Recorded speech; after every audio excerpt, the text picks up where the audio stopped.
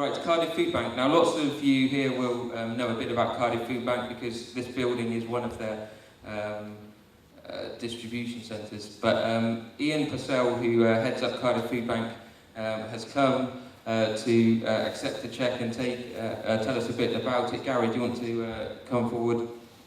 And Ian, do you want to come up? There you go. And we really wanted to support this charity that works with people in need in our city. So yeah, again, it's going to go up, but £1,595.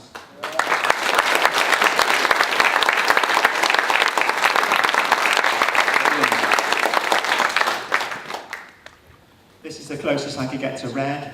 My other red tops are Liverpool on it, and I don't think I'd be appreciated by all of you in here if I wore that.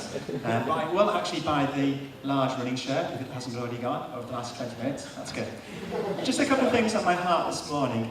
I love the Bible. It's so practical. And some verses which just stood out to me. Love must be sincere.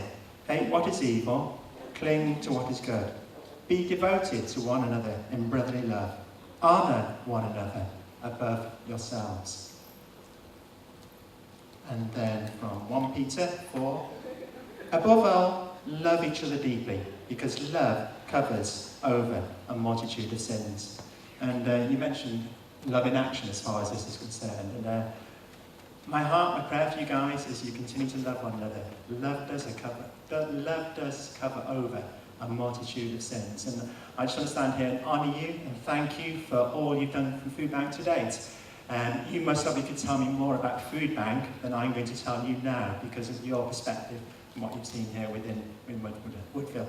But you've got your loving tentacles within Foodbank in many different ways. Irene can tell you the truth about what happens within the office. Les Nantinga could tell you the truth about what happens within the warehouse and within the office. And then as teams here, Babs, Dave, and then Steph, I don't think she's here this morning, and many other of you have been joining in with the Foodbank. I think it might have been over 2 years ago when I stood up here to introduce Foodbank to you. And you've been such a help and such an inspiration. And if it wasn't for many of you guys, we certainly wouldn't be in the position that we are in today. For those of you who are statisticians or like maths, I've got a few figures for you today. As far as the numbers of people who've come to the room over there to be given a food parcel from the Foodbank, we're looking at nearly 1,400 adults and nearly 750 children. So that's over 2,100 people have come to receive a food parcel and just given in love by volunteers within here. But just step back a little bit, just for those of you who may not know about Cardiff Foodbank, we are part of a nationwide network. Last time I heard there were 250 food banks across the UK, 19 of which within Wales. It's most likely going up to 260 or 270. We collect donations of tinned and packet food from members of the public, which we then distribute through a voucher referral system to those who are going through a short-term crisis, and Plamai are one of the voucher holders, and they give out vouchers to some of their service users who are going through a short-term crisis. I happened to be in one of our centres this last week for a 2-hour session, which is not the norm.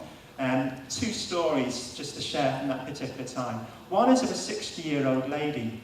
Her finances are all tied up in her dad's house. She had to leave work because she was caring for her dad, looking after her dad. Her dad has now passed away. She's left because of the money that's tied up with the house, not able to get job seekers allowance. She hasn't got any money, and when she came into the food bank, she hadn't eaten anything for 3 days at all. Another young guy who came in, I just love meeting this guy. He had been out of prison the day before. He just got a crisis loan for £6. This £6 crisis loan was due, or expected to be lasting him for 2 weeks until his benefits kicked in. What would you expect a young guy with £6 in his pocket to do for the next 2 weeks if it wasn't to go out and steal to make sure that he's got enough food on the table to look after himself? Managed to find a friend who was able to put him in his bed. His friend was sleeping on the settee, and this guy come for a food parcel. He had come to something of a knowing of Jesus while he's in prison. He'd only been in for about 3.5 weeks, I think, at this particular time, but he'd come to something of a faith as far as Jesus is concerned. And it was just one of those heavenly moments when you're just sharing something of the love of Christ. It's so precious when you can almost sense and he's feeding back, he's just soaking up all that you're sharing with him. I'm hoping he may even be going to City Temple Church this morning, maybe come down to the warehouse tomorrow morning. But this story is repeated time and time over again. People coming in desperate, in tears, looking for some help. And because we're lovingly and sensitively feeding them and sharing something of the love of Christ with, this money will make a difference as we continue to feed the number of people. We have fed, to date, over 4,500 adults, 3,000 children, so looking about 7,500 people in just over 2 years across this city. Thank you very much, and keep on encouraging one another, and even more as you do see the day approaching. Thank you.